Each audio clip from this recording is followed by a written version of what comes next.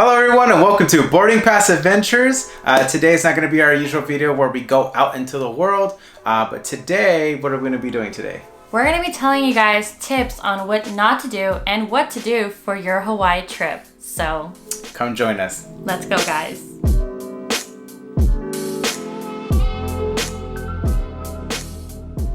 Alright everyone, so we went to Costco and it was a pretty good deal. Yeah. Because we had all included. It was the hotel, it was the flight, which was round trip, and then a shuttle bus from the hotel to the airport and vice versa. And that came around to be $1,400, which wasn't too bad for two people. The only thing that was a hassle was just having to figure out how to get to Hawaii in terms of like the restrictions they had on their government page and just like their safe travels website, where you had to like upload all these documents. But I think you wanted to explain that a little bit more. Yes, because I unfortunately was the one who suffered most of that. So basically what you need to do in order to go to Hawaii is test negative from COVID, and you need to do the COVID test within 72 hours. 72 hours, which was kind of a nightmare for me. You did it through Kaiser, so he didn't have to pay a dime. That's another thing too. He didn't have to pay, and he got his results like the next day, right? Yeah, well, I got my results pretty quick because because my doctor and I are like really close. So I was like, hey, I need this as soon as possible. Can you help me out? And she's like, I got you. And then that was it. And I got mine the next day. Yeah, lucky him. I'm not that close with my doctor, so but I got it through where did I get it? CVS Pharmacy. So that's another thing too. We will list down in the description below what other partnerships, like what partnerships does Hawaii have, because they only select a few testing sites, so keep that in mind. So I did mine through CVS Pharmacy, and it cost me about, $139. $139. I had to pay for a COVID rapid test. So I got mine like in the afternoon the day before the flight, and I was panicking because not only was I thinking, oh, what if I don't get my results on time? Or what if I do get my results right on time and they're somehow positive? So I was freaking out. So keep that in mind, guys, that you guys need to do a COVID test within 72 hours and it must be negative. So, and that's with today, at least the restrictions that we know of, just because things are changing and there are new updates as well. Yes. But also there's a really good keynote. The place that you're departing before you go to Hawaii, let's say that you're going from like Florida to Cali and then to Hawaii. The one thing you want to do is make sure you do the 72 hours prior to your final departure to Hawaii. So like if you go to Seattle, like to Florida to Cali, it had to be within that time range of the 72 hours before you go to Hawaii. Anything above that, they'll put you in a 10-day quarantine from when I last checked. Yes, if you don't take that COVID test, you're gonna need to spend 10 days in your hotel, do a quarantine. However, something that has changed, something that me and him did not hear about or didn't exist. Didn't notice until recently. Yeah. Beginning June 15, the restrictions for inter-county. Okay, let me repeat that again because I'm all over the place. Beginning June 15, the restrictions for inter-county travel will end.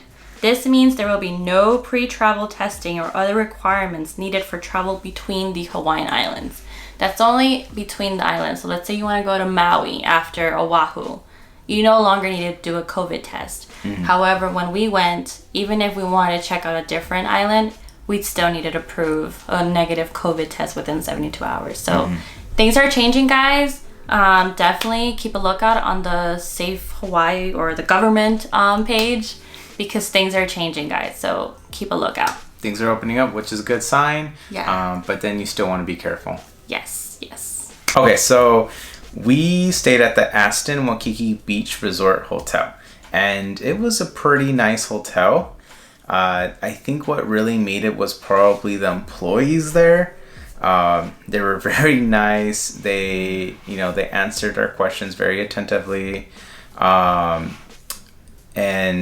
I think they didn't upgrade us, but they did change our view into a ocean partial view, because we were just gonna go get like a city view, which is nice. Hawaii is nice almost everywhere, but they gave us like a partial ocean view, and it was beautiful. So like if you're like cracking down some Trulies and you're looking at that beautiful blue ocean, it's really nice. But other than like the cool thing about the hotel too, there's a bunch of restaurants and convenience stores practically throughout the whole like street in Waikiki. So that was a good plus. Another thing that we thought was very convenient was the rent-a-car place. And it wasn't bad. It was kind of cheaper than I thought it would be. I honestly thought it was gonna be like $500. Same.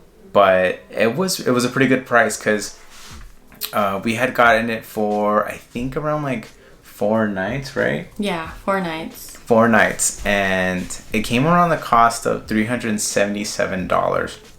And trust me, I think it's worth it to rent a car. If you ever go to Hawaii, rent a car, because all the stuff is spaced out, and you're not really gonna do a lot, especially if you're on a budget and you're just Ubering everywhere. Yeah.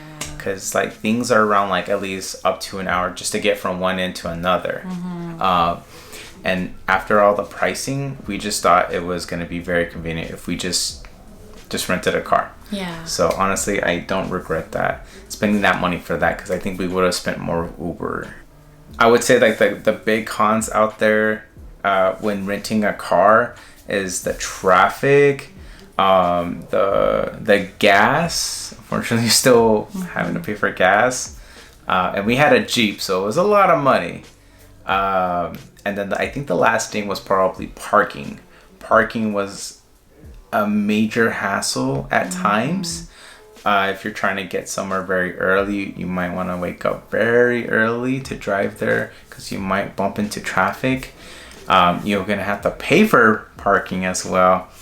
But a lot of areas it was kind of free. Yeah. At least the places that we went to were free. Like the beach. I know most of the ones that we went to, because we went to North Shore a lot, that was kind of free. Or no, it was actually free. It was free. But parking can become a hassle sometimes. But other than that, I think renting a car is a great investment when you're out there, because it saves a lot of time and money. And I think the hotel that we got was a pretty good hotel. Yeah. All right, guys. So now to get down to the places we checked out, and the ones that we thought were pretty good. So first stop is the one and only Kualoa Ranch. So how much did we spend? Might be a question for you, on Kualoa Ranch. We spent $136 each. So that is the one. So the package we chose was the Jurassic Adventure Tour. So when you check out Kualoa Ranch, the website, there's going to be various different kind of tours. There's going to be the ATV tour. There's going to be the Hollywood tour. And then there's going to be the Jurassic Adventure Tour and many other ones. So the reason why we chose Jurassic Adventure Tour is because it is 2.5 hours of just Jurassic Park, like the Jurassic Park sites. Just that, 6 sites as well. While the Hollywood one is cheaper. I think it's like $50, I think.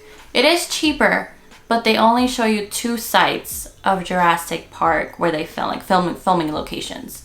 So that is why we stuck with the Jurassic Adventure Tour, because it was not only longer, but they showed us more sites. Mm-hmm. If you're a huge Jurassic Park fan like us, we definitely recommend the Jurassic Adventure Tour, because it is 6 filming sites and it's just longer, and you'll enjoy it. And the crew is amazing. They're hilarious. Oh my god, yes. The drivers, just to top it off, it was just better because they made it also more fun. They were very entertaining and very nice. Okay, another major spot that we went to the Dole Plantation. This is something we had to wake up very early because it's basically first come, first serve.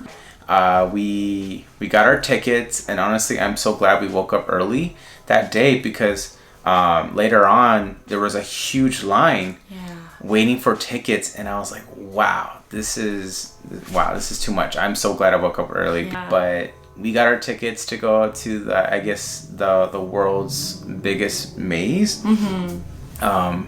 And I would say it was a pretty fun time because we got to go through this maze, see all these interesting, let's say, I guess like landmarks, some kind of. But I think the maze was worth it. Another thing we were looking forward to is the Dole Whip. I think that was amazing. I had a pineapple dipped dark chocolate popsicle, or I think that's what it was. But she had a Dole Whip pineapple ice cream with fresh, yummy. It was great. It was like delicious, sprinkled on top, and it was really cool. Yeah. All right, guys. So another thing to do in Hawaii is snorkeling. And what's a good spot? So we checked out a place called Sharks Cove. Don't worry, guys. There's actually no sharks from what we saw. Yeah, from what we saw. So we went there, and I have gotten a lot of questions from my friends asking if you need to know how to swim in order to go snorkeling. You don't. At the kiddie spot. At the kiddie spot, yeah. If you're more adventurous, you can go more out. Yeah. But since Yvonne doesn't know how to swim, sorry, it's embarrassing. We stayed at the kiddie, which was fine. Yeah. One big thing I recommend is take something that is waterproof for your phone and your wallet. So there's a lot of like little things that you can kind of have like around your neck. We only bought one, so it kind of sucked a little bit where like he went snorkeling and I had to wait and take care of his stuff.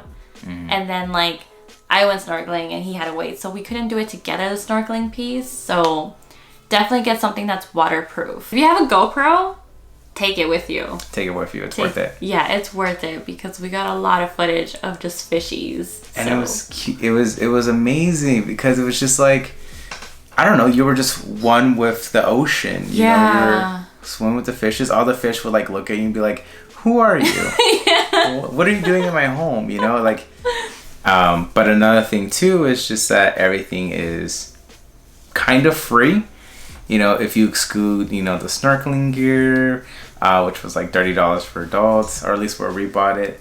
And then the gas going there. But everything was free. Everything else was free. Yeah, parking was free. It was a little bit of a hassle, but it was free. Yeah. And just the event itself was free.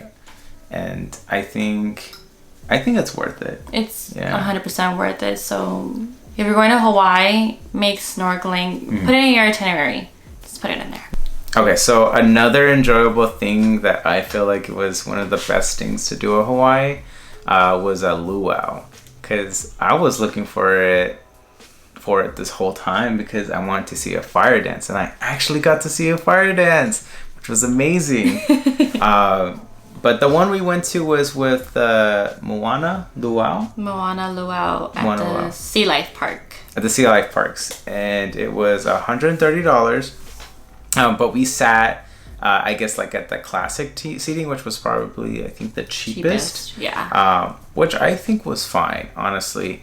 I wish I was, more closer upstage, but I think our seats were fine, and that was already expensive enough. Yeah. I think the really cool thing too is just that they offered a shuttle, which was only like an extra $25, and I think that was worth it. The food, I would say the food was good, but it wasn't the best.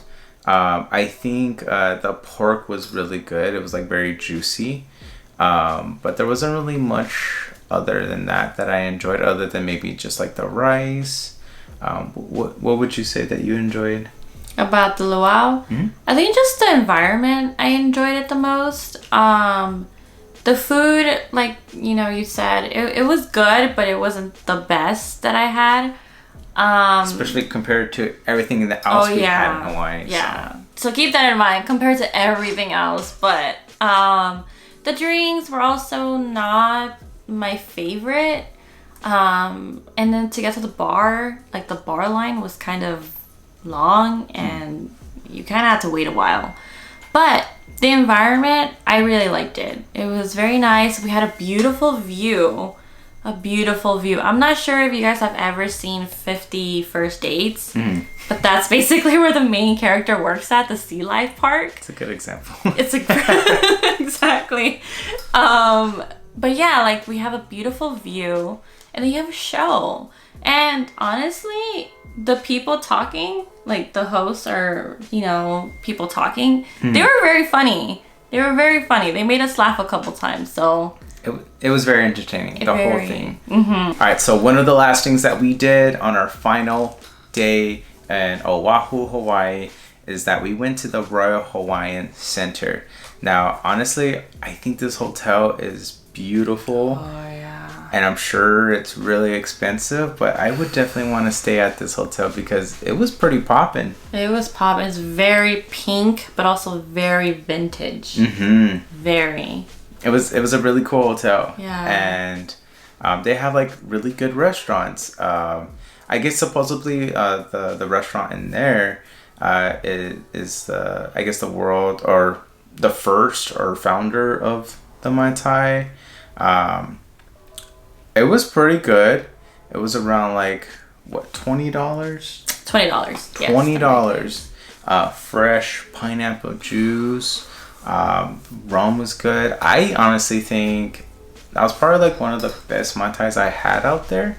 Just because I felt like the pineapple was really, really, really fresh. Really fresh. And they knew how to mix their drinks. They knew.